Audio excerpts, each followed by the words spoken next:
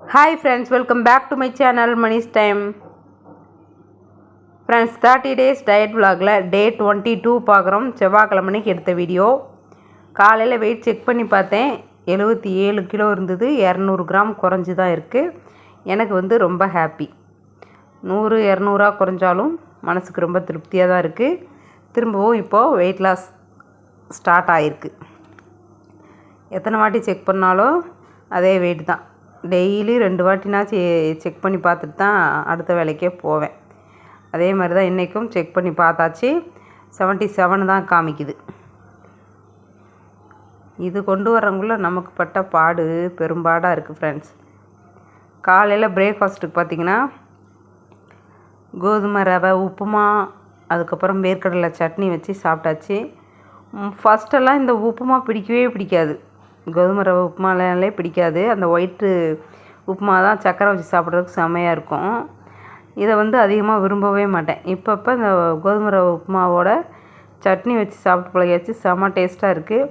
அதுக்கப்புறம் பார்த்திங்கன்னா சாம்பார் ஊற்றி சாப்பிட்டு பார்த்தா அதை விட டேஸ்ட்டாக இருக்குது. தேங்காய் சட்னிக்கும் இதுக்கும் செம்ம காம்பினேஷனாக இருக்குது ஃப்ரெண்ட்ஸ். இந்த கோதுமை ரவை உப்புமா ஏதோ நமக்கு வெயிட் லாஸ்க்கு உதவுதுன்னு நினைக்கிறேன். இதவே ஒரேடியாக ஓவராக சாப்பிடக்கூடாது, சரிங்களா? அளவு கொஞ்சமாக எடுத்துக்கோங்க.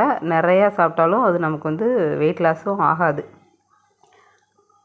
சத்தான ஆதாரமாக எடுத்துக்கிட்டால் தான் நமக்கு தெம்பாகவும் இருக்கும். இல்லாட்டி டயர்ட் ஆயிடுவோம். அதனால் நல்ல ஹெல்த்தியான உணவாக சாப்பிட்டுக்க வேண்டியது தான். பிரேக்ஃபாஸ்ட்லாம் முடிச்சுட்டு வீட்டில் எல்லா வேலையும் முடிச்சுட்டு மதியானம் பசங்களை ஸ்கூலில் போய் கூட்டிகிட்டு வர்றதுக்கு நானும் என் தங்கச்சியும் கிளம்பிட்டோம். எக்ஸாம் போயிட்டுருக்கு. மதியம் போயிட்டு வந்தால் தலைவலி. வெயிலில் வரும்போது அவ்வளோ ஒரு தலைவலியாக இருக்குது. தட்டைப்பயிறு வேக வச்சுட்டு போயிருந்தேன். வந்த உடனே வெங்காயம், வரமிளகா, தேங்காய் பூலாம் போட்டு தாளித்து எடுத்து கொடுத்தாச்சு. எனக்கு மட்டும்தான் லஞ்சுக்கு செய்யலான்னு நினச்சேன். ஆனால் பயிர் இருந்தது, ஃப்ரிட்ஜுக்குள்ளே தான் வச்சுருந்தோம். வேஸ்ட்டாக போயிடும் விட்டாலும் அப்படின்ட்டு ஒரேடியாக வேக வச்சு முடிச்சிட்டேன். லஞ்சுக்கு பார்த்திங்கன்னா பீர்க்கங்காய் சுண்டை வச்சுட்டு சாப்பாடு வடித்தாச்சு.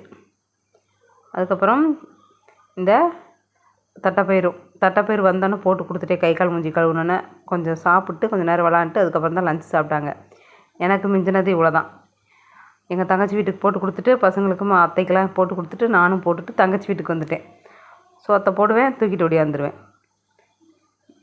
இங்கே 2 நிமிஷம் இங்கே இவளோட உட்காந்துருந்துட்டு போனால் தான் நல்லாயிருக்கும். எங்கள் வீட்லேயும் இருக்குது, வேக வச்சு தாளித்து கொடு அப்படின்னா. ஏன் உனக்கு வேக வைக்க தெரியாதா அப்படின்னு அத்தை வரும்போது கொண்டு வந்திருந்தாங்க.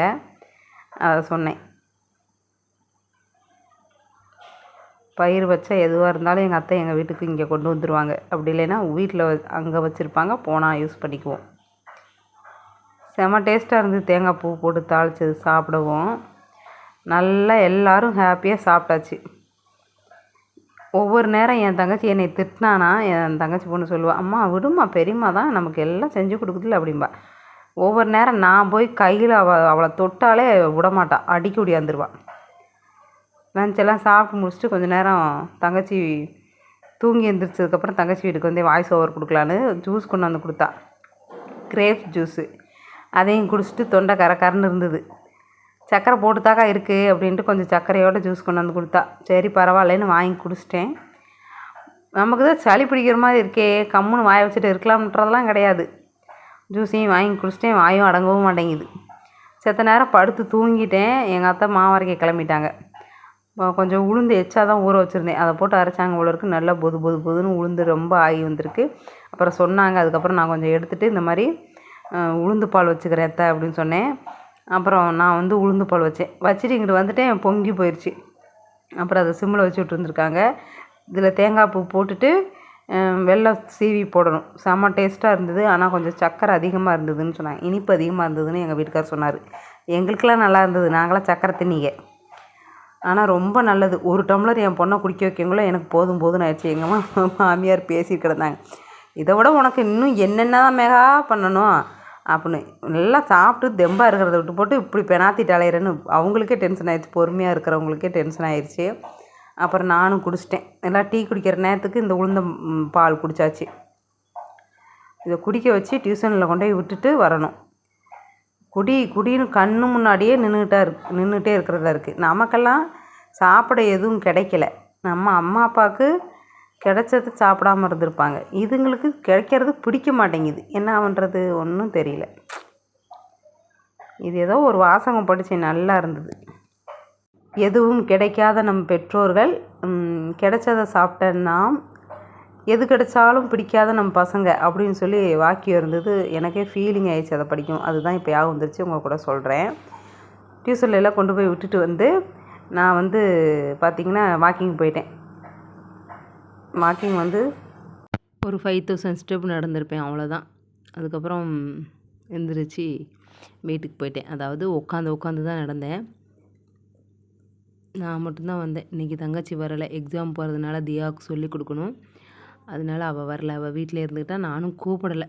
கூப்பிட்டுருந்தா கூட வந்தாலும் வந்திருப்பாளுங்க. நான் தான் கூப்பிடாமல் போயிட்டேன். 7 மணி வரையும் வீட்டில் இருந்துட்டு வேலையெல்லாம் முடிச்சுட்டு 7 மணிக்கு மேலே தான் பார்க்குக்கு கிளம்புனேன் வாக்கிங் போகலான்ட்டு. எத்தனை பேர் உட்காந்துருக்காங்க பாருங்கள். பார்க்கில் அவ்வளோ ஒரு காற்று சூப்பராக இருக்கும். வேலையெல்லாம் முடிச்சுட்டு வந்துட்டால் நிம்மதியாக ஒரு 1 மணி நேரம் கூட இருந்துட்டு போயிடலாம். நைட் டின்னருக்கு பார்த்திங்கன்னா சப்பாத்தி செய்யலான்னு சொல்லிட்டு மாவெல்லாம் பிசைஞ்சு வச்சுட்டு சென்னா மசாலாவும் செஞ்சு வச்சுட்டு அதுக்கப்புறம் தான் பார்க்குக்கே போனேன். ஆனால் என் பையன் பூரி சாப்பிடுவான். என் பொண்ணு பார்த்திங்கன்னா சப்பாத்தி மட்டும்தான் சாப்பிடுவாள். பூரி சாப்பிடணுன்னா வலுக்கட்டாயம் பண்ணி கொடுக்கணும்.